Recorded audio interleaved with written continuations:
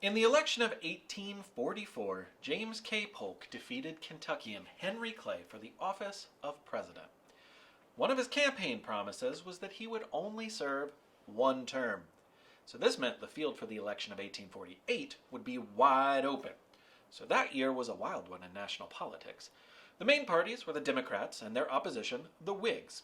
Kentuckian Zachary Taylor didn't fit into either of these boxes.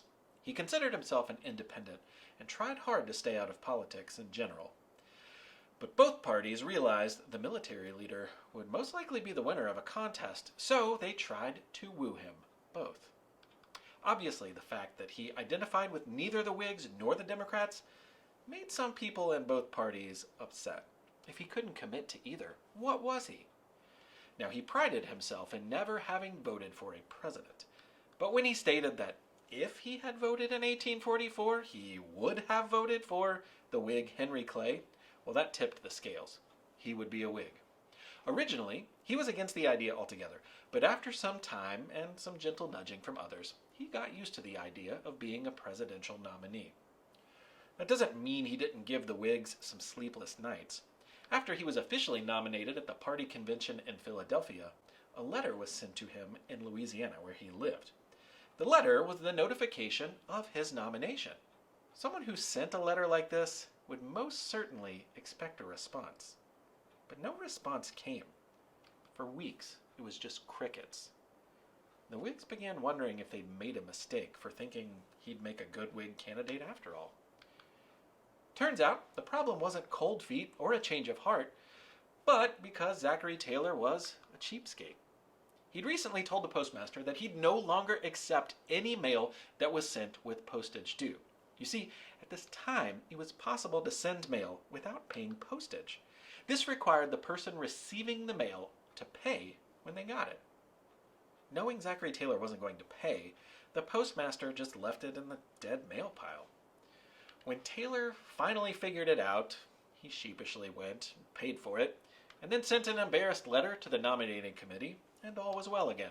Of course, later that year, he would be declared the winner of the presidential election, defeating Lewis Cass and former President Martin Van Buren, who was, by the way, the only president for whom English was a second language. His first language happened to be Dutch. Since 1937, presidential inaugurations have taken place on January 20th at noon. Except for George Washington's, all other inaugurations took place on March 4th, which was the day that the federal government officially began operations under the Constitution in 1789. However, March 4th, 1848, the day Zachary Taylor was to be inaugurated, was a Sunday, and Taylor preferred to observe the Sabbath. On those religious grounds, the ceremony was postponed until Monday the 5th. As some people have pointed out, this created a problem, or at least an unusual situation. James Polk's term ended on March 4th at noon, regardless of Taylor's inauguration. So who was the president for this one day between administrations? Or did America even have one? You'd probably guess the vice president, who was, of course, let's all say it together, George Dallas. Yes, of course, good job. But A, his term ended with Polk's, and B, actually on March 2nd, he took leave of the Senate for the remainder of the session. Technically needing someone in the role presiding over the Senate, the fellow senators elected a Kentucky-born Missouri senator named David Rice Atchison as president pro tempore, which means for the time being. Because of these unusual events, many have claimed that this Kentuckian was technically president for a day. There is actually a monument in his honor in Missouri that makes this claim. However, it is largely inaccurate and technically untrue, according to the official website of the United States Senate. The earliest public statement about this one-day presidency came in the March 12, 1848 edition of the Alexandria Gazette, which reported that Atchison was, on Sunday, by virtue of his office, President of the United States for one day. From there, this intriguing hiccup in the office of president became a legend of sorts. Some people say he signed papers, even took meetings as the president that day, and engaged in any number of other official actions. But that's not true. Later, he wrote, "I never for a moment acted as President of the United States," and he actually joked about it, saying that if he really had been president that day, well, he slept most of that day, which means he slept through most of his term. This, he also joked, made it the most honest administration in American history. Of course, after being sworn in on the 5th, Zachary Taylor's term was a short one.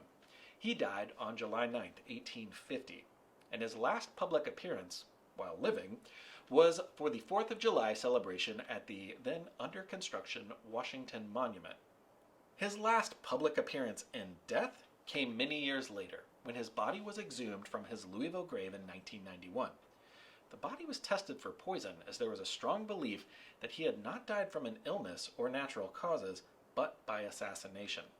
Some believe he was poisoned by the pro-slavery Southerners who disagreed with his pro-unionist views, and his insistence that California join the Union as a free state. The toxicology report found there was no evidence of foul play, and it was a natural illness that did the 12th president in. Or the 13th president, if you count his predecessor's single-day term. Actually, several times since Zachary Taylor's inauguration, the date has fallen on a Sunday.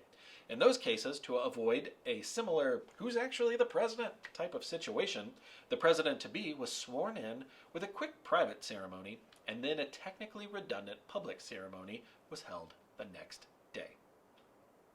Hope you enjoyed this little nugget of history. Thanks on behalf of me, Mick Sullivan, and the Fraser History Museum. Make sure you smash that subscribe button down below. There's more great content on our channel and always being uploaded. Stay tuned.